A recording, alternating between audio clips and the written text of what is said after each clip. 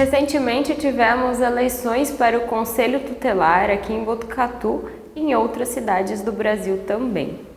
Para você ficar por dentro desse instrumento e desse assunto que de repente ficou em alta, o Transparência de hoje fala do Conselho Tutelar de Botucatu. A gente está aqui com duas conselheiras que foram reeleitas para o mandato de 2020 a 2024, já são conselheiras, que é a Ana Paula e a Rose. Isso. Obrigada por receber a gente aqui na sede do CMDK, do Conselho, e falar um pouquinho sobre isso. Então, nós aqui agradecemos a oportunidade de estar aí divulgando, né, sobre o Conselho Tutelar. Isso aí. Então, para as pessoas saberem, né, qual é o papel do Conselho Tutelar e qual é a importância dele?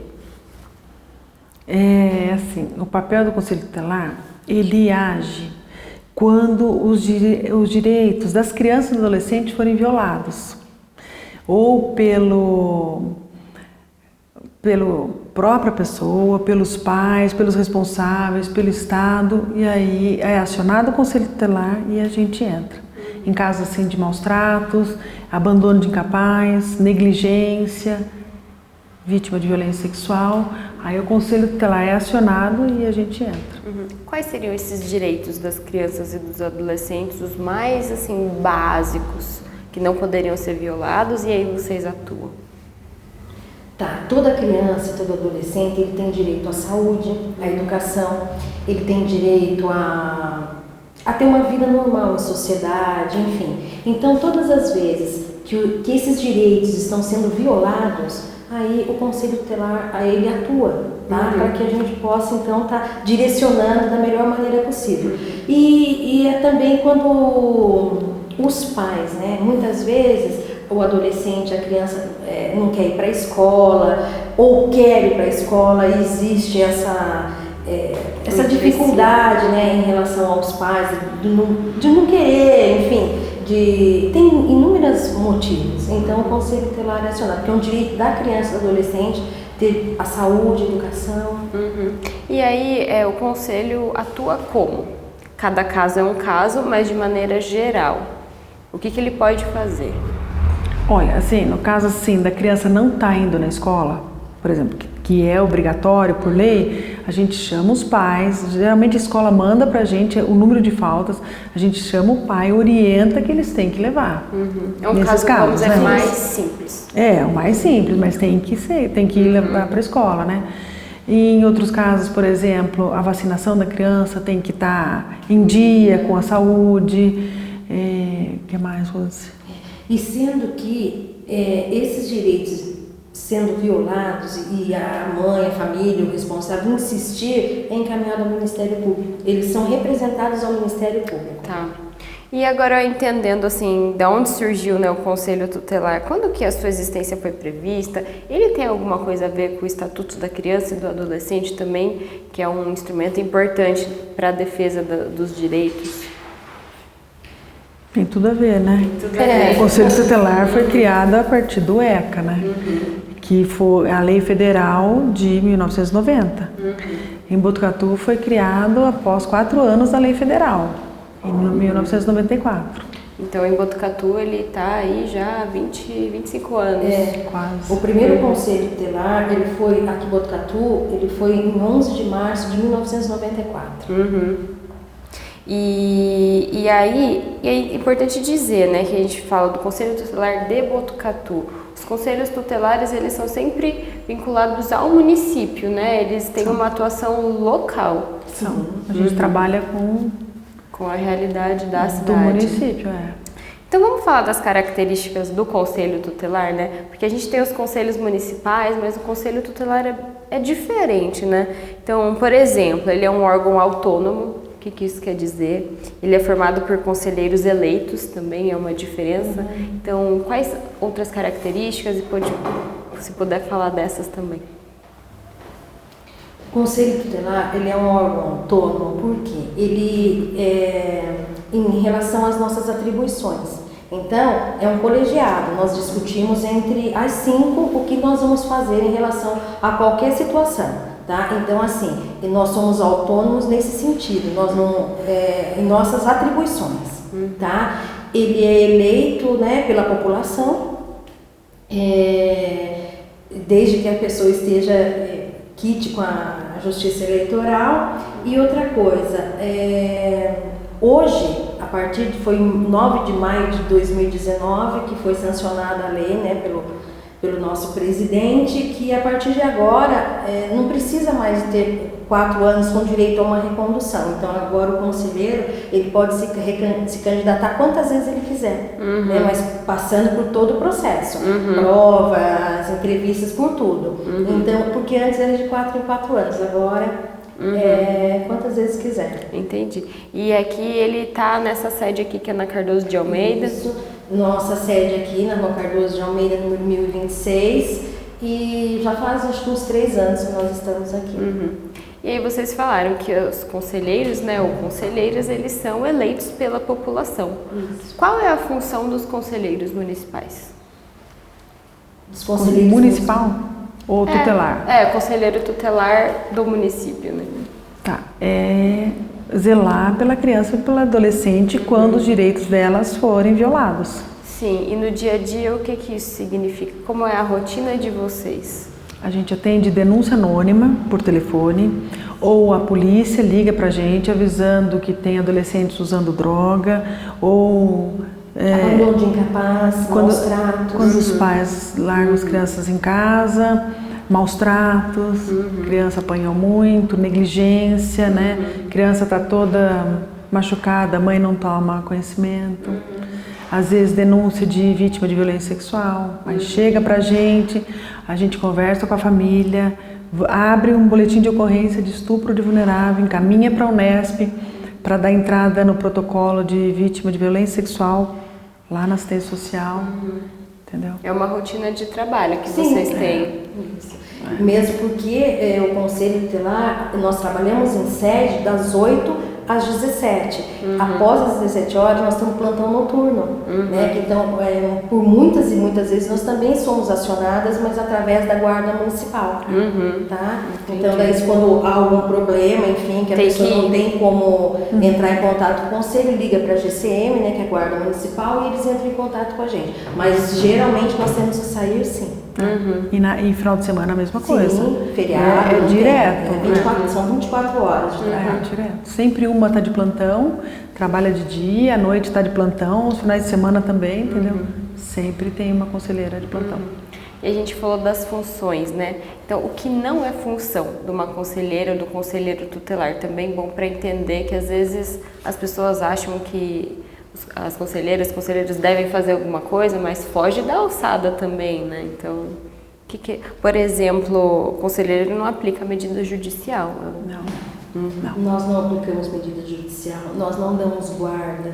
O Conselho Tutelar, ele não é um órgão executor, nós não executamos, nós encaminhamos para os serviços para que eles então tomem as devidas providências. Né? Em último caso é encaminhado para o Conselho para que possamos então estar encaminhando para o Ministério Público quando não tem solução. Eu entendi, o último recurso. É o Conselho Tutelar.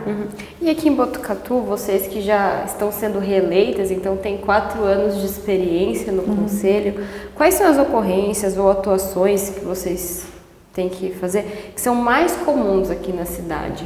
Maus tratos, né, Rose? Abandono incapaz. Abandono incapaz tem bastante, né? Muito maus tratos. É o que a gente pega mais. Escolar. Muito. Adolescente que não vai mais para a escola manda pra gente um número de faltas alto.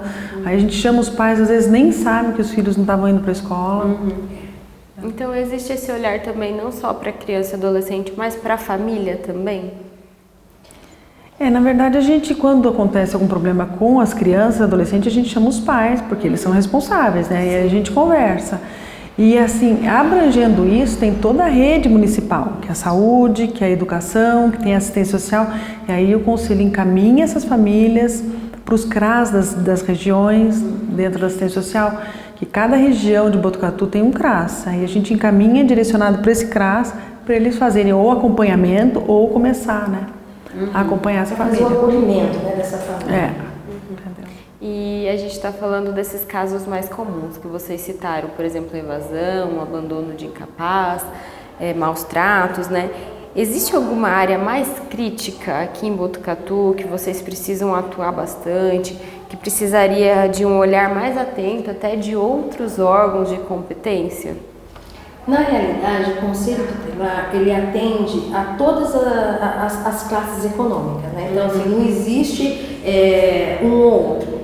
Existe, talvez, aí algum lugar em que precise de um pouco mais aí de acompanhamento. Mas o que acontece? Nós temos o CRAS, né? Os centros de referência, nós temos as unidades de saúde.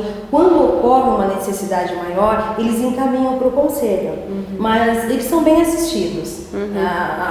Todos esses, não tem uma específica, setores, né? Não existe. Hoje está tudo assim, muito coordenado. É Às um vezes trabalho em conjunto. Às vezes acontece no centro, acontece num bairro mais distante, mas em todos os lugares tem. Mas a problemática é a mesma.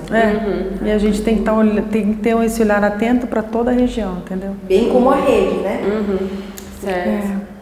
Vamos falar então, aproveitando que o nosso programa é o Transparência, né? Trazer informações novas, já que ocorreu a eleição.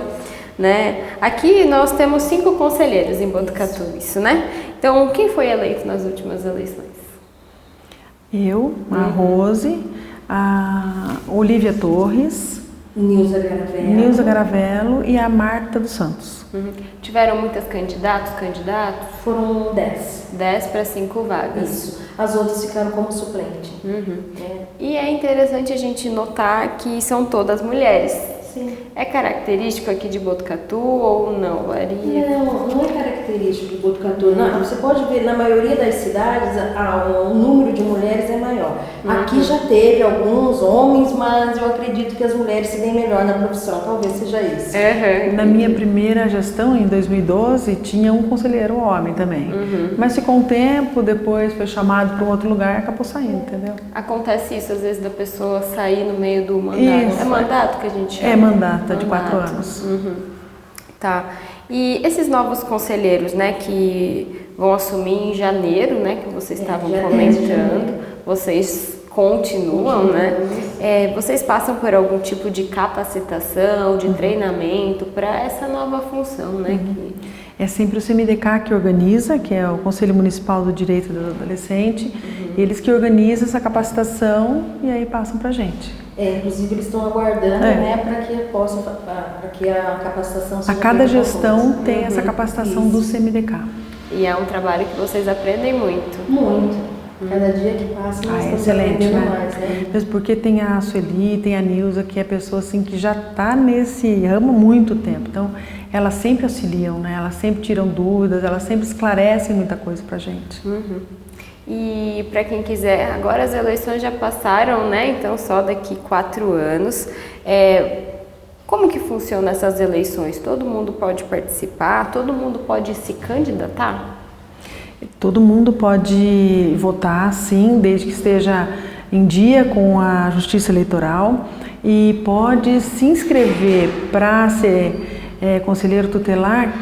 O mínimo exigido é o nível universitário, né? Dentre algumas coisas, mas isso já dá uma selecionada, né? Idoneidade moral, existe uma série de coisas, mas entre elas é o nível universitário. Sim, que não necessariamente precisa ser na área de educação ou assistência social. Na realidade, a pessoa vai fazer sua inscrição, depois ela vai ser avaliada por uma equipe, né? Que é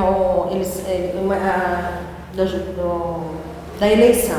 Existe uma equipe. Comissão, né, eleitoral. Comissão eleitoral. Tá. Isso. É uma comissão que eles vão... Para ver se ela está apta a se candidatar. Aí tem as inscrições que são deferidas e indeferidas e a pessoa ainda tem direito a recorrer. E uma coisa interessante que aconteceu nessas últimas eleições é que até pouco tempo atrás passava um pouco em branco até as eleições do Conselho Tutelar, né? E nessa última vez elas até entraram para o noticiário devido a uma certa influência, aconteceu alguma coisa que ideológica, né? Entrou um pouco nessa questão dos votos. Como que foi a eleição por aqui? Ocorreu isso também? Teve um aumento de votantes? O que aconteceu? Né? Teve uma visibilidade bem maior, né, dessa última vez. Na outra eleição de 2016 foram 1.400 votantes e agora já foi 1.700, né? Teve uma diferença boa, né? E cada uma busca assim no seu grupo, né? Tem pessoas que têm um grupo mais de empresários, um grupo político, um grupo religioso, cada uma vai buscar os votos ali no grupo que ela pertence, né?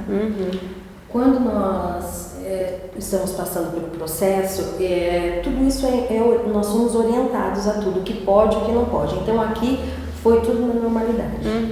Não teve nada de... Teve alguns municípios que tiveram, né? Sim, a gente foi tudo mais tranquilo.